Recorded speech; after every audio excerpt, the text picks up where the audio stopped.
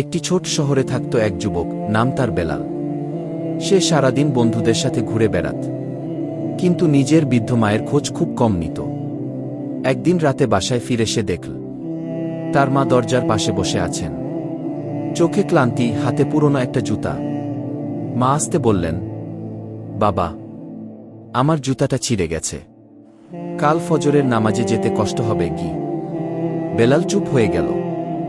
সে প্রথমবার খেয়াল করল যে মা ছোটবেলায় তাকে কোলে করে মসজিদে নিয়ে যেতেন, আজ সেই মায়ের জুতা পর্যন্ত ঠিক নেই।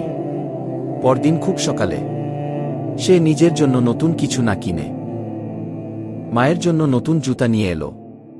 মা জুতা হাতে নিয়ে কেঁদে ফেললেন, দুই হাত তুলে শুধু বললেন, আল্লাহ তোকে সুখী করুক বাবা। কি সেদিন বেলাল বুঝেছিল মায়ের মুখের দোয়া দুনিয়ার সবচেয়ে দামি সম্পদ।